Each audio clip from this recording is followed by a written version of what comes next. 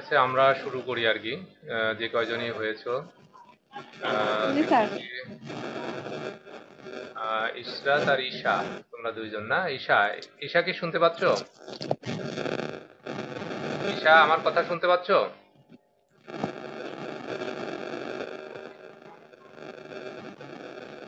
আচ্ছা, যাই জি হোক। স্যার, শুনতে পাচ্ছি। আচ্ছা, ঠিক আছে, ধন্যবাদ। তোমরা থাকো, আমরা শুরু করছি আর কি। হ্যাঁ, তোমরা এখন ই করে দাও, মিউট করে দাও আর কি, মাইকটা বন্ধ করে দাও আর কি। হ্যাঁ, জি স্যার। আমরা এখনই শুরু করব ক্লাস।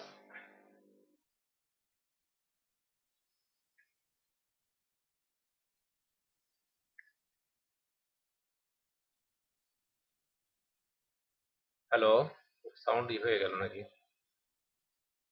না স্যার, শোনা যাচ্ছে। না স্যার, শোনা যাচ্ছে। ও আচ্ছা, ঠিক আছে। আচ্ছা, রেসপন্স করো আর কি।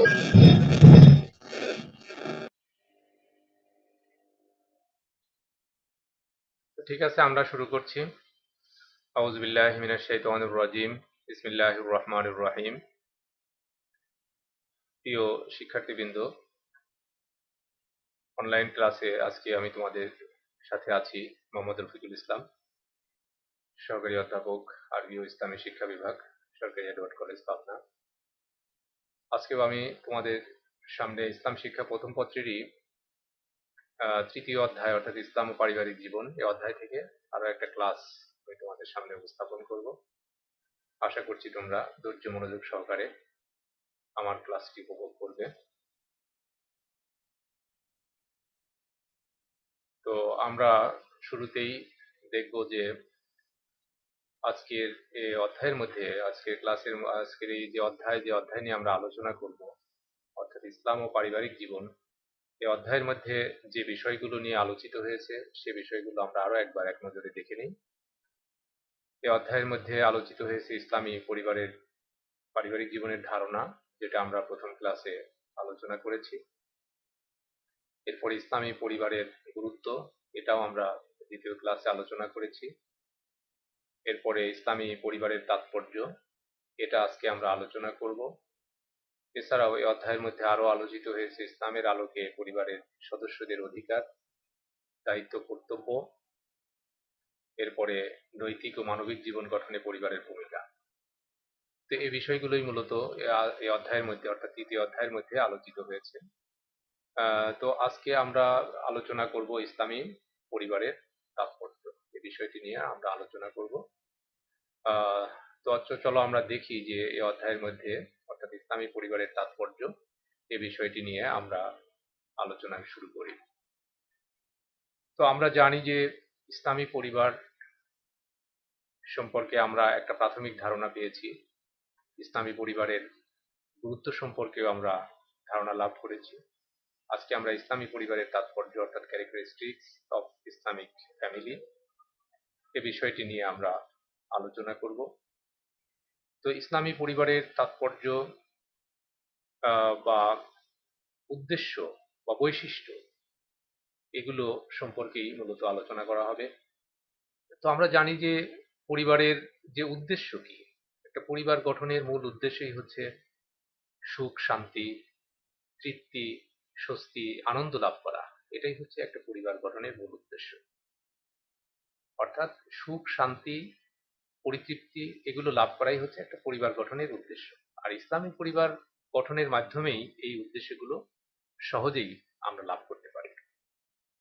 কারণ ইসলামী পরিবারের মধ্যে যে নিয়ম কানুনগুলো রয়েছে, যে বৈশিষ্ট্যগুলো রয়েছে, এই বৈশিষ্ট্যগুলো যদি আমরা পুরোপুরিভাবে পালন করি, তাহলে পরিবার গঠনের যে মূল উদ্দেশ্য অর্থাৎ সুখ, শান্তি, পরিতৃপ্তি, আনন্দ, এগুলো আমরা সহজেই লাভ করতে পারবো। এজন্যই মানব জীবনকে মানব জীবনকে মহান আল্লাহ তাআলার মর্জি মোতাবেক পরিচালিত করতে হবে।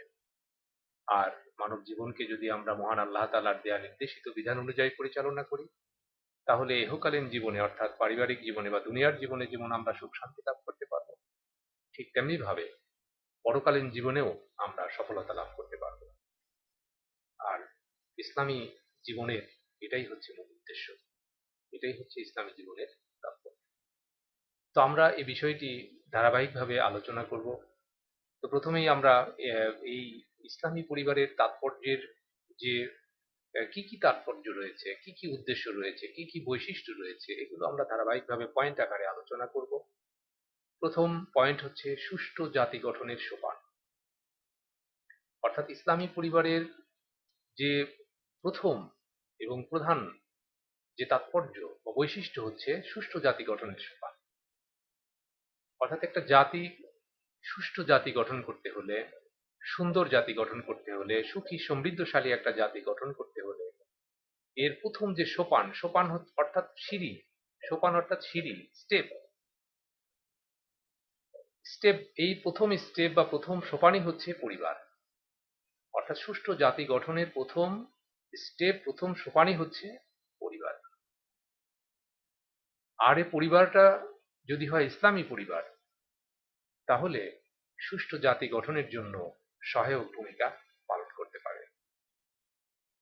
অর্থাৎ সুষ্ঠু, সুন্দর, সুখী সমৃদ্ধশালী একটা জাতি গঠন করতে হলে, একটা সমাজ গঠন করতে হলে মুসলিম পরিবারের গুরুত্ব, মুসলিম পরিবারের তাৎপর্য এটা অনস্বীকার্য।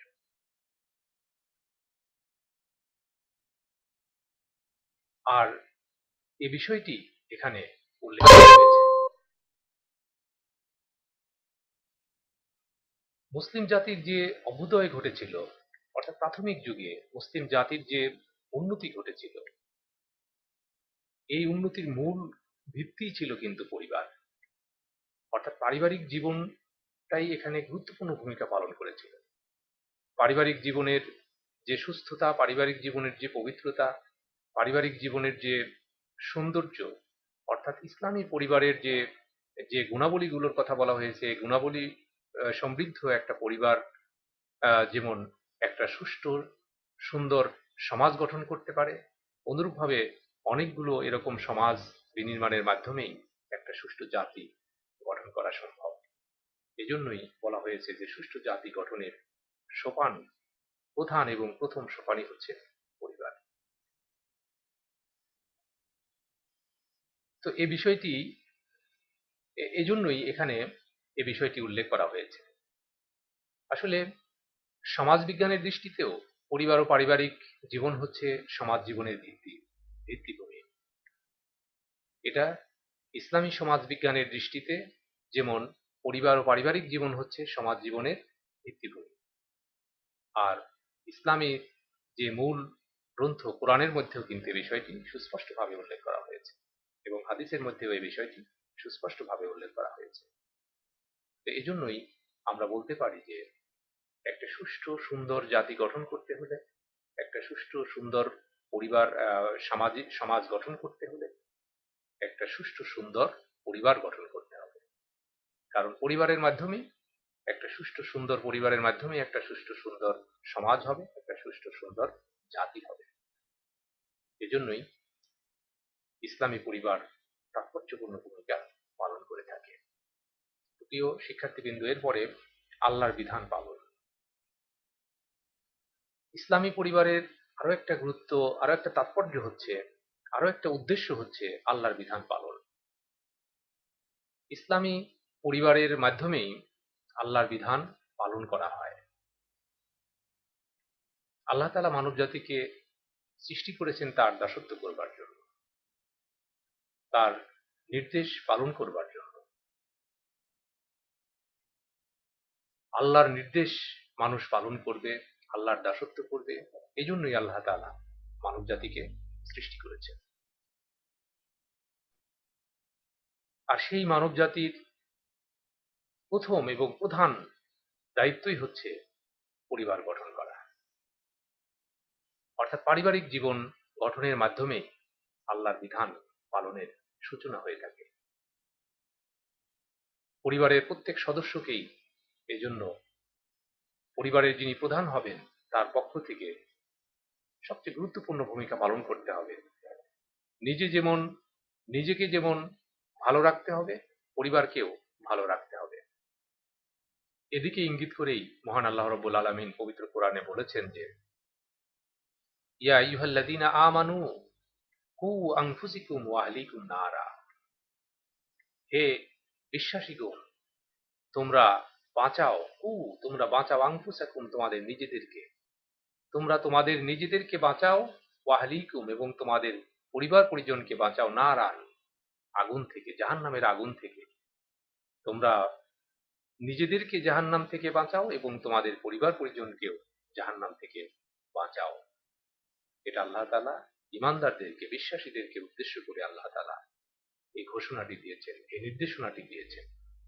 তাহলে এখানেও নিজে যেমন বাঁচতে হবে, পরিবারকে অনুরূপভাবে বাঁচাতে হবে। আর এটার আল্লাহ তাআলার নির্দেশ।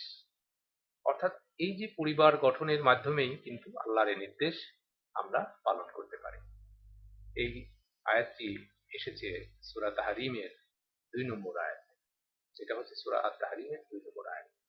তাহলে এখানে আল্লাহ তাআলা আমাদেরকে বলছেন যে তোমরা নিজেদেরকে বাঁচাও এবং তোমাদের পরিবার পরিজনকে বাঁচাও জাহান্নাম থেকে। এই যে জাহান্নাম থেকে বাঁচার জন্য আল্লাহ তাআলা আমাদেরকে নির্দেশ দিচ্ছেন, এটা কিভাবে সম্ভব? এটা আল্লাহর দাসত্ব করার মাধ্যমেই, আল্লাহর ইবাদত করার মাধ্যমেই এটা সম্ভব, আল্লাহর নির্দেশ পালন করার মাধ্যমে এটা সম্ভব। আর আল্লাহর এই বিধান আমরা পারিবারিক জীবনের মাধ্যমেই আমরা এই বিধানগুলো পালন করতে পারি। পরিবারের সদস্যরা, প্রত্যেকটা সদস্যের মধ্যেই যদি এই গুণাবলীগুলো থাকে, প্রত্যেকটা সদস্য যদি নিজেকে জাহান্নাম থেকে বাঁচাতে পারে এবং তার পরিবারের অন্যান্য সদস্যদেরকেও সে এ ব্যাপারে সে সহযোগিতা করতে পারে, অর্থাৎ সবাই যদি ইসলামের বিধিবিধানগুলো পালন করে, তাহলে দেখা যাবে ফাইনালি সবাই জাহান্নামের আযাব থেকে তারা মুক্তি পাবে। এই বিষয়টি এখানে উল্লেখ করা হয়েছে। এজন্যই বলা হয়েছে যে আল্লাহর হুকুম আহকাম পালন করা এটা পারিবারিক জীবনের উদ্দেশ্যের অন্তর্ভুক্ত। প্রিয় শিক্ষার্থীবৃন্দ, আশা করি তোমরা বিষয়টি বুঝতে পেরেছ। এরপরে পরিবারের সদস্যদের প্রশিক্ষণালয়, অর্থাৎ ইসলামী পরিবার হচ্ছে পরিবারের সদস্য যারা রয়েছে তাদের জন্য একটা প্রশিক্ষণ কেন্দ্র। এটা বলার অপেক্ষা রাখে না যে পরিবারের যে সন্তান সন্ততি, অর্থাৎ একটা শিশু যখন জন্মগ্রহণ করার পরে সে প্রথম শিক্ষা লাভ করে তার পিতামাতার কাছে, তার পরিবার পরিজনের অন্যান্য সদস্যদের কাছ থেকে সে কথা বলা শেখে, চাল চলন আচার আচরণে সবগুলোই সে শিক্ষা লাভ করে থাকে পরিবারের সদস্যদের কাছ থেকে। এই জন্য পরিবারের সদস্যরা যদি ইসলামিক বিধিবিধানের অনুসারী হয়ে থাকে, ইসলামের বিধানাবলীর অনুসারী হয়ে থাকে, তাহলে সেই শিশুটির মধ্যেও ইসলামিক কালচার, ইসলামী আদর্শ, এগুলো তার মধ্যেও পরিস্ফুটিত হয়ে ওঠে। সেও এই শিক্ষায় শিক্ষিত হয়ে ওঠে। ইসলামী শিক্ষা, ইসলামী ভাবধারা, ইসলামী কৃষ্টি, কালচার, সভ্যতা, এগুলো তার মধ্যে অটোমেটিক্যালি চলে আসে। এজন্যই ইসলামী পরিবারকে বলা হয়েছে এটা পরিবারের সদস্যদের জন্য এটা প্রশিক্ষণ কেন্দ্র বলা হয়েছে, প্রশিক্ষণালয় বলা হয়েছে। আর পরিবারের সদস্যদের ব্যাপারে আল্লাহ তাআলা পবিত্র কোরআনে এভাবে নির্দেশনা দিয়েছেন যে ওয়ামুর আহলাকা বিসসালাত ওয়াসতাবির আলাইহা, হে আল্লাহর রাসূল, আপনি আপনার পরিবারকে নামাজের নির্দেশনা দিন এবং তাদেরকে নামাজের ব্যাপারে অভ্যস্ত করে তুলুন। এই যে নবী সাল্লাল্লাহু আলাইহি ওয়াসাল্লামের মাধ্যমে আল্লাহ তাআলা সমগ্র মুসলিম জাতিকে এই নির্দেশ দিচ্ছেন যে তোমরা তোমাদের পরিবারের সদস্যদেরকেও কি করো, নামাজের নির্দেশ দাও এবং এ ব্যাপারে তাদেরকে অভ্যস্ত করে তোলো। তাহলে নামাজ পড়ার মাধ্যমে পরিবারের মধ্যে যদি সবাই নামাজ পড়ে, বড়রা যদি নামাজ পড়ে, তাহলে যারা ছোট থাকে তারাও এই নামাজ পড়া দেখে তারা যখন নামাজ ফরজ হবে তাদের উপর, তাদেরকে যখন নামাজ পড়ার নির্দেশ দেওয়া হবে, তারাও নামাজ আদায় করবে এবং এই নামাজ আদায় করতে করতে তাদের মধ্যে এই অভ্যাসটা গড়ে উঠবে। অর্থাৎ তারা সবাই তখন অভ্যস্ত হয়ে যাবে নামাজের ব্যাপারে। অর্থাৎ একটা নামাজ পড়া ফ্যামিলি, নামাজ পড়া পরিবারের কোনো সদস্যই বেনামাজি থাকতে পারে না। অর্থাৎ এই যে প্রশিক্ষণ, প্রতিনিয়ত 5 ওয়াক্ত নামাজ যদি একটা পরিবারের মধ্যে অনুষ্ঠিত হয়, তাহলে যে শিশুটি সেই পরিবারে বেড়ে ওঠে তার মধ্যেও এই যে কালচার, এই যে নামাজ পড়ার অভ্যাস, এটা অটোমেটিক্যালি গড়ে ওঠে। এই জন্যই বলা হয়েছে যে পরিবারের সদস্যদের জন্য ইসলামী পরিবার হচ্ছে একটা প্রশিক্ষণ কেন্দ্র। এছাড়াও আমাদের প্রিয় নবী সাল্লাল্লাহু আলাইহি ওয়া সাল্লামও বলেছেন, এ ব্যাপারে নির্দেশনা দিয়েছেন যে মা নাহালা ওয়ালিদুন ওয়ালাদাম মিন নাহলিন আফজালু মিন আদাবিন হাসানিন, অর্থাৎ কোনো সন্তান, কোনো পিতা তার সন্তানকে দান করে না অধিক উত্তম মিন আদাবিন হাসানিন, অর্থাৎ উত্তম উত্তম আদব কায়দা, উত্তম স্বভাব চরিত্র শিক্ষাদানের চাইতে। অর্থাৎ কোনো পিতা তার সন্তানকে উত্তম আদব কায়দা, উত্তম স্বভাব চরিত্র শিক্ষাদানের চাইতে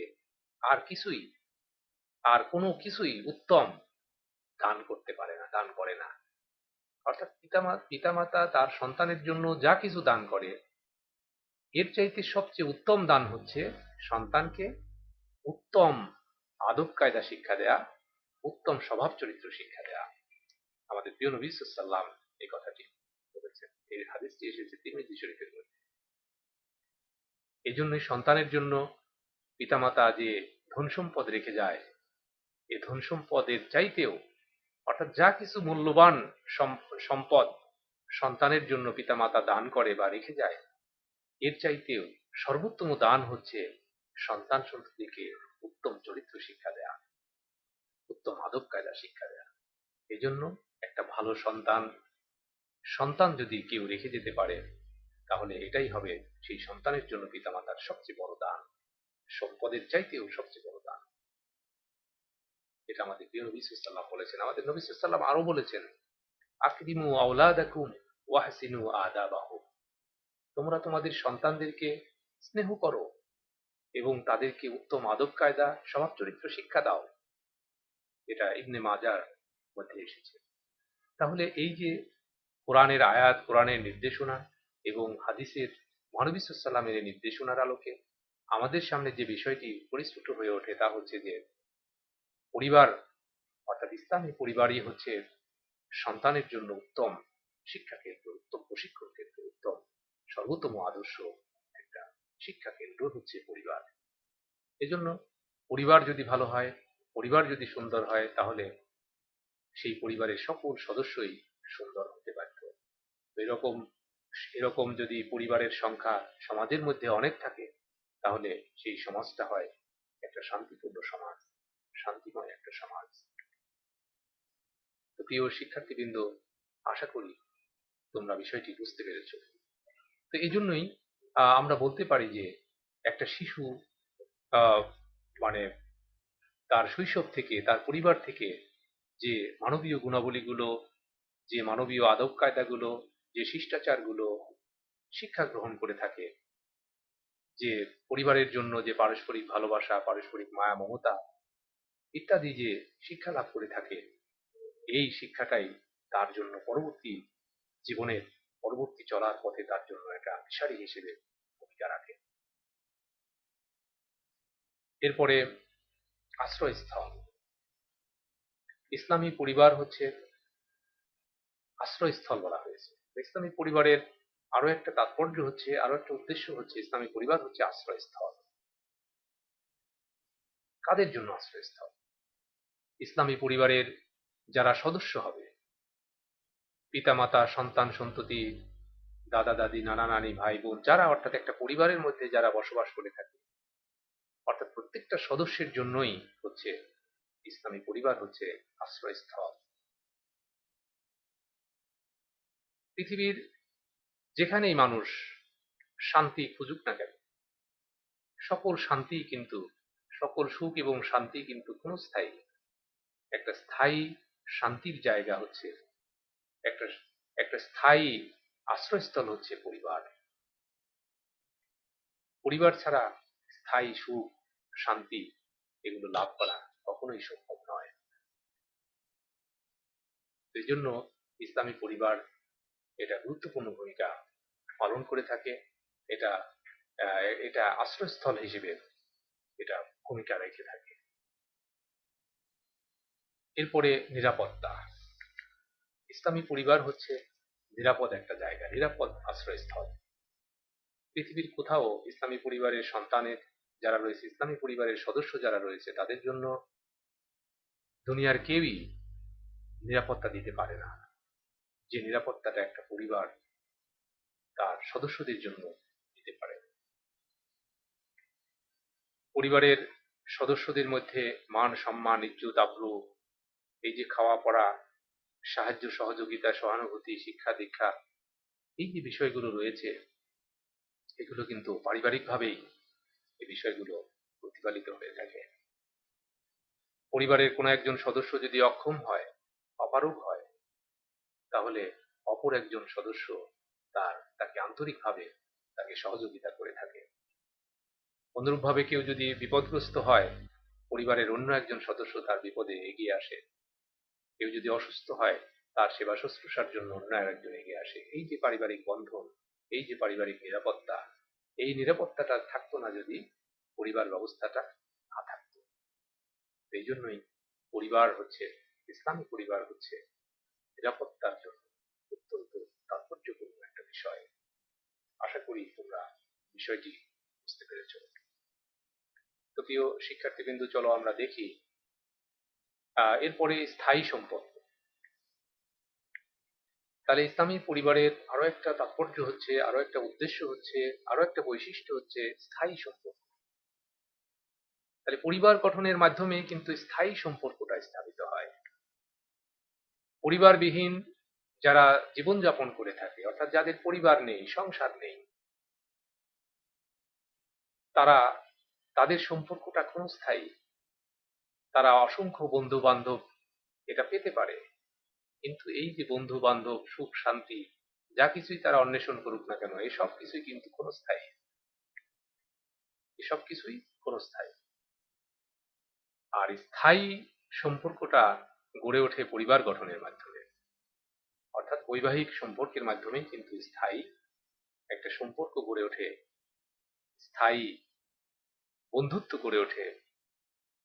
আর এই স্থায়ী বন্ধুত্ব, স্থায়ী সম্পর্কের মাধ্যমেই একটা স্থায়ী সুখ, স্থায়ী শান্তি এটা লাভ করা যায়। আর এই যে পরিবার গঠনের যে মূল উদ্দেশ্য আমরা প্রথমেই বলেছি যে সুখ শান্তি, আত্মতৃপ্তি, আনন্দ, এগুলোই হচ্ছে পরিবার গঠনের উদ্দেশ্য। আর এই উদ্দেশ্যটা পরিবার গঠন ছাড়া কিন্তু সম্ভব নয়। আর এই যে আনন্দ, এই যে সুখ, এটা যদি স্থায়ীভাবে আমরা লাভ করতে চাই, তাহলে অবশ্যই পরিবার গঠন করতে হবে। আর সেই পরিবারটা যদি হয় ইসলামী পরিবার, তাহলে তো সুখ শান্তির ব্যাপারে 100% নিশ্চয়তা রয়েছে। কারণ ইসলামী পরিবারটা পরিচালিত হয় যিনি আমাদেরকে সৃষ্টি করেছেন সেই মহান রব্বুল আলামিনেরই নির্দেশনা অনুযায়ী, অর্থাৎ আল্লাহ তাআলার দেয়া নির্দেশনা অনুযায়ী যেহেতু ইসলামী পরিবার পরিচালিত হয়, ইসলামী পরিবারের প্রত্যেক সদস্যই একজন আরেকজনের বিপদে আপদে সহযোগিতা করে থাকে, ছোটরা বড়দেরকে সম্মান করে এবং বড়রা ছোটদেরকে স্নেহ করে থাকে, অর্থাৎ একটা অকৃত্রিম বন্ধুত্ব, আন্তরিকতাপূর্ণ একটা সম্পর্ক বিরাজ করে। এই জন্যই ইসলামী পরিবারই হচ্ছে স্থায়ী সম্পর্ক বজায় রাখার ক্ষেত্রে অত্যন্ত তাৎপর্যপূর্ণ ভূমিকা পালন করে থাকে। তো প্রিয় শিক্ষার্থী, কিন্তু আশা করি তোমরা বিষয়টি উপলব্ধি করতে পেরেছ। এরপরে পুত পবিত্র জীবনযাপন।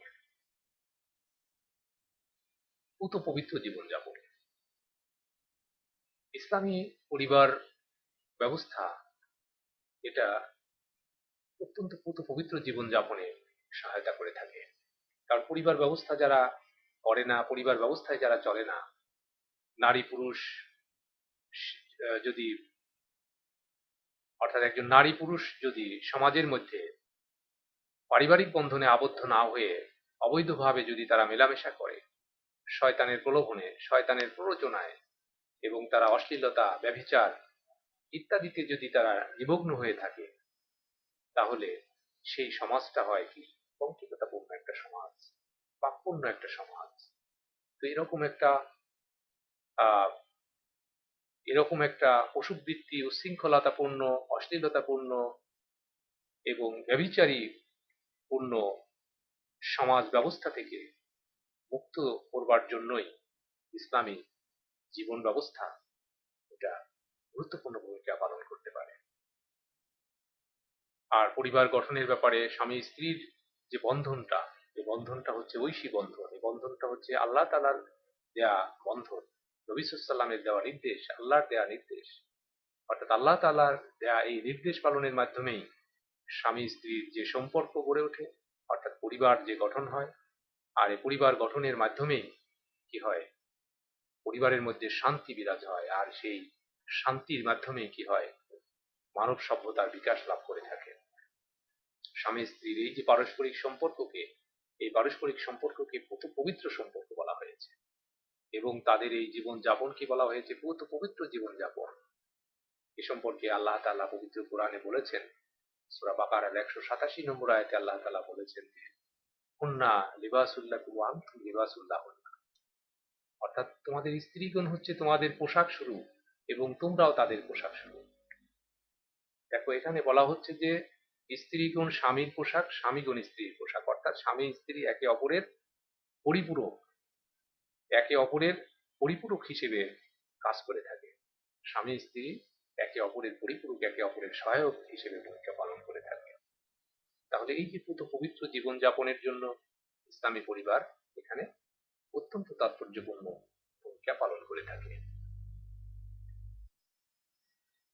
তো এই যে মানে সমাজের মধ্যে যে অশ্লীলতা বিরাজ করে, সমাজের মধ্যে যে বেহায়াপনা, ব্যভিচার এগুলো যে বিরাজ করে, এই যে অশান্ত এবং বিশৃঙ্খলাপূর্ণ একটা সমাজ ব্যবস্থা, এ থেকে পরিত্রাণ লাভের জন্য ইসলামী পরিবার এখানে গুরুত্বপূর্ণ ভূমিকা পালন করে থাকে। এই জন্য আল্লাহ তাআলা পবিত্র কোরআনে পবিত্র জীবনযাপনের ব্যাপারে নির্দেশনা দিয়ে বলেছেন যে, ক্বাদ আফলাহা মান তাযাক্কা, অর্থাৎ সফলকাম হয়ে গেছে তারা যারা নিজেদেরকে বিশুদ্ধ করতে পেরেছে, নিজেদেরকে পবিত্র করতে পেরেছে। আর নিজেদেরকে যদি কেউ বিশুদ্ধ করতে পারে, নিজেদেরকে যদি কেউ পরিশুদ্ধ করতে পারে, ভালো করতে পারে, তাহলে তার জীবনটা হয়ে যায় কি সফল। এটা আল্লাহ তাআলা বলেছেন যে ক্বাদ আফলাহা, অবশ্যই সফল কাম, অবশ্যই সফল কাম হবে সেই ব্যক্তি যে নিজেকে পরিশুদ্ধ করতে পারবে। তাহলে পরিবারের একজন সদস্য, এমনিভাবে পরিবারের সকল সদস্যই যদি নিজেদেরকে সমস্ত সামাজিক পাপাচার অনাচার থেকে যদি নিজেদেরকে মুক্ত রাখতে পারে এবং পবিত্র জীবন যাপন করতে পারে, তাহলে সেই পরিবারটা হয়ে যাবে কিন্তু একটা সফল পরিবার, সুখ শান্তিতে ভরে উঠবে এমন একটা পরিবার। এমন একটা পরিবার দিয়ে আমাদের সকলেরই কাম্য। প্রিয় শিক্ষার্থীবৃন্দ, আশা করি তোমরা বিষয়টি বুঝতে পেরেছ। এরপরে মানবিক গুণাবলী লালন ক্ষেত্র। মানবিক যে গুণাবলীগুলো রয়েছে, মানবিক গুণাবলীগুলো কি কি মানবিক গুণাবলী রয়েছে? একটা ইসলামী পরিবারের সদস্যদের মধ্যে মানবিক গুণাবলীগুলোর সম্পূর্ণ রূপে রয়েছে, যেমন পারস্পরিক প্রেম প্রীতি, মায়া মমতা, ভালোবাসা, আদর স্নেহ, সমঝোতা, উদারতা, সহায়তা, সহানুভূতি, শ্রদ্ধা, এই যে বিষয়গুলো, কর্তব্য পরায়ণতা, দায়িত্ববোধ, তাহাজিব তামাদ্দুন, এই যে মানবীয় গুণাবলীগুলো রয়েছে, ইসলামী পরিবারের প্রত্যেক সদস্যের মধ্যে এটা থাকতেই হবে। এই মানবীয় গুণাবলীগুলো থাকার কারণেই একটা ইসলামী পরিবারের প্রত্যেকটা সদস্য একে অপরের জন্য সহায়ক ভূমিকা পালন করে থাকে। পরিবারের মধ্যে কেউ অসুস্থ হলে সবাই মিলে তার সেবা শুশ্রূষা করে, তাকে সুস্থ করে তোলে। কেউ বিপদে পড়লে তাকে বিপদ থেকে উদ্ধার করে। এটাই হচ্ছে ইসলামী পরিবার। আর এই যে মানবিক গুণাবলীগুলো কথা বলা হলো, এই মানবিক গুণাবলী সমৃদ্ধ একটা পরিবার ব্যবস্থা, এটা একটা আদর্শ সমাজ সভ্যতা গড়ে ওঠার ক্ষেত্রে গুরুত্বপূর্ণ ভূমিকা পালন করে থাকে। তো এই সম্পর্কে আল্লাহ তাআলাও পবিত্র কোরআনে ঘোষণা করেছেন এইভাবে যে, ওহুদু ইলা তাইয়্যিবি মিনাল কাওল ওহুদু ইলা সিরাতিল হামিদ। সূরা হজের 24 নম্বর আয়াতে আল্লাহ তাআলা বলতেছেন যে যে ওহুদু ইলা তাইয়্যিব মিনাল কাওল, অর্থাৎ কথা বলার ক্ষেত্রে পবিত্র পরিচ্ছন্ন স্বচ্ছ সুন্দর ভাবে কথা বলার ব্যাপারে তোমাদেরকে নির্দেশ দেওয়া হয়েছে, এবং প্রশংসিত পথে চলার ব্যাপারেও তোমাদেরকে নির্দেশ দেওয়া হয়েছে। অর্থাৎ সৎ পথে চলতে হবে, ভালো কথা বলতে হবে, উত্তম কথা বলতে হবে, সদুপদেশ দিতে হবে, অর্থাৎ উত্তম বাণী এবং উত্তম পথে চলা, উত্তম কাজ করা, এ ব্যাপারেই আল্লাহ তাআলা নির্দেশনা দিয়েছেন। এই নির্দেশনা পালনের মাধ্যমে একটা মানবিক গুণাবলী সম্পন্ন একটা পরিবার ব্যবস্থা আমাদের সমাজে গড়ে উঠতে পারে। আর এরকম একটা সমাজ ব্যবস্থার মাধ্যমেই একটা শান্তিপূর্ণ রাষ্ট্র ব্যবস্থা প্রতিষ্ঠিত হতে পারে। প্রিয় শিক্ষার্থীবৃন্দ, আশা করি তোমরা বিষয়টি বুঝতে পেরেছ। এরপরে বলা হচ্ছে শান্তির নিবাস। ইসলামী পরিবারের আরো একটা তাৎপর্য হচ্ছে, আরো একটা উদ্দেশ্য হচ্ছে, আরো একটা বৈশিষ্ট্য হচ্ছে শান্তির নিবাস। ইসলামী পরিবার হচ্ছে শান্তির নিবাস। কেন শান্তির নিবাস হবে না?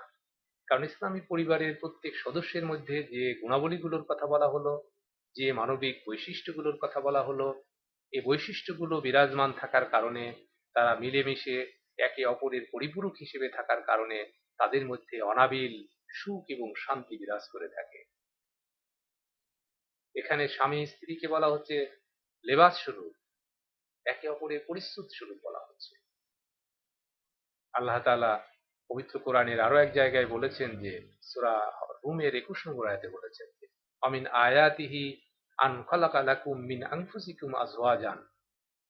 অর্থাৎ আল্লাহ তাআলা নিদর্শনাবলীর মধ্যে এটাও একটা নিদর্শন যে তিনি তোমাদেরকে জোড়ায় জোড়ায় সৃষ্টি করেছেন। অর্থাৎ একজন পুরুষ এবং একজন নারী এভাবে তিনি সৃষ্টি করেছেন। কেন সৃষ্টি করেছেন? লিতাসকুনু ইলাইহা, যাতে তোমরা একে অপরের কাছে শান্তি পেতে পারো। তোমাদের শান্তির জন্য, তোমাদের সুখের জন্য আল্লাহ তাআলা তোমাদেরকে জোড়ায় জোড়ায় সৃষ্টি করেছেন।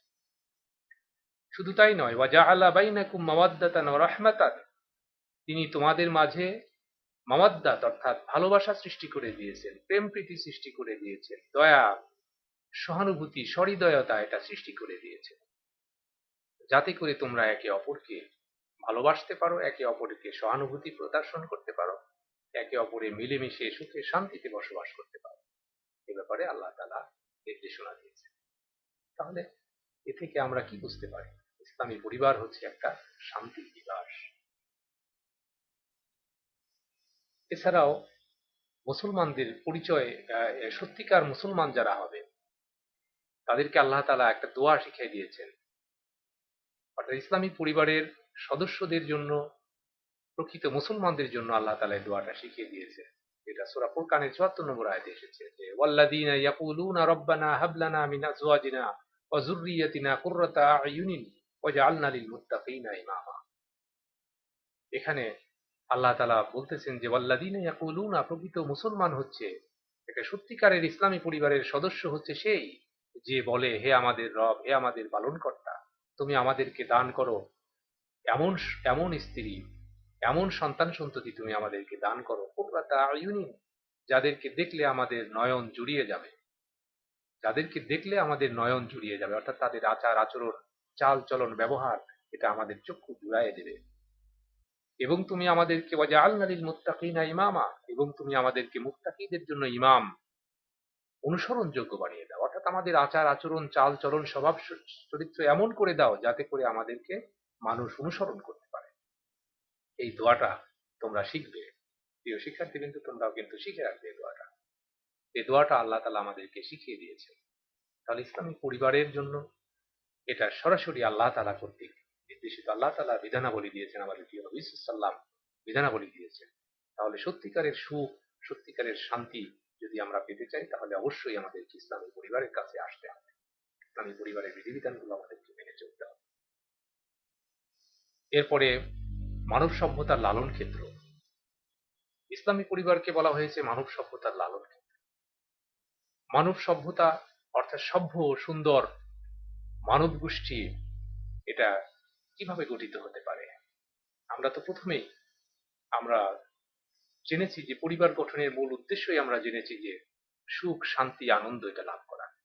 তাহলে প্রকৃত সুখ, শান্তি এবং আনন্দ যদি আমরা লাভ করতে চাই, তাহলে পরিবার গঠন করতে হবে, অর্থাৎ বৈবাহিক বন্ধনে আবদ্ধ হতে হবে।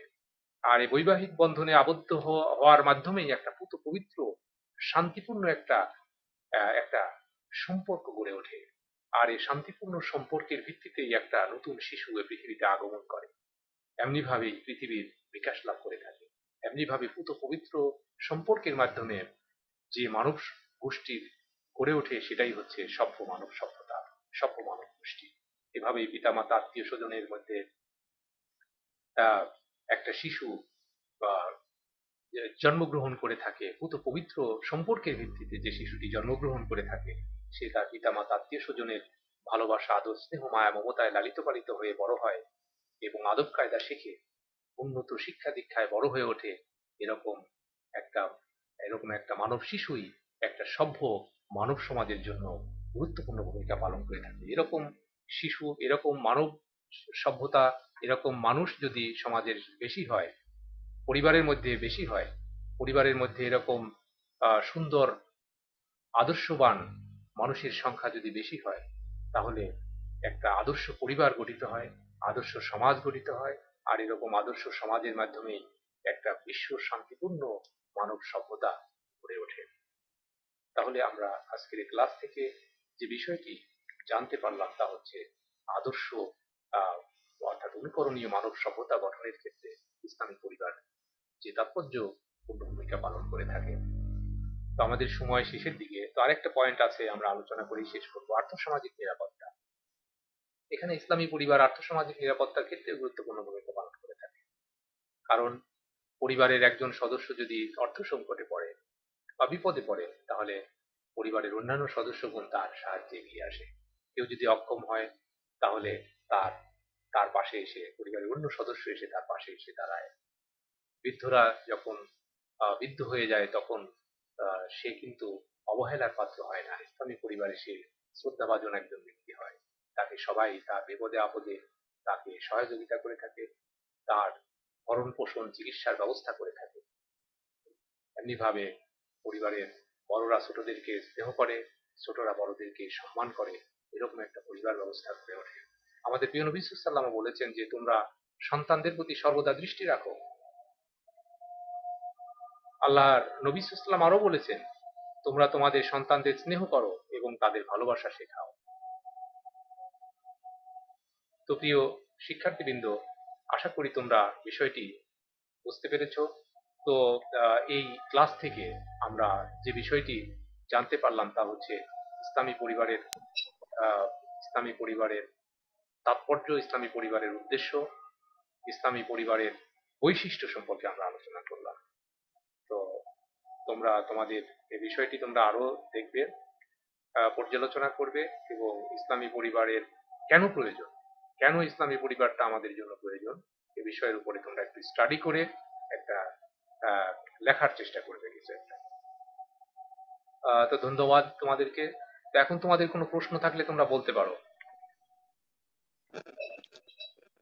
তোমরা কি বুঝতে পেরেছো আমার ক্লাসগুলো? জি স্যার। জি স্যার। আচ্ছা, তাহলে কোনো প্রশ্ন আছে কি? কোনো কিছু জানার থাকলে তোমরা বলো। স্যার আমার একটা বই বিষয়ে একটা প্রশ্ন আছে। হ্যাঁ হ্যাঁ, বলো। স্যার আমি তো অক্ষরপত্র প্রকাশনের বই কিনছি স্যার, এটা তো হবে? হ্যাঁ হ্যাঁ, অবশ্যই হবে। এটা তোমরা দেখতে থাকো, যদি বোঝার সমস্যা হয় তো অন্য একটা বই কিনে নিও। তোমরা একাধিক বই কিনতে পারো, আর সমস্যা নেই। হ্যাঁ, অনেকে দেখা যাচ্ছে যে বিভিন্ন আহ, ই করে থাকে। স্যার ওই যে বলতেছে আপনার বইয়ের সাথে মিলতেছে না, তো সেই জন্য বললাম।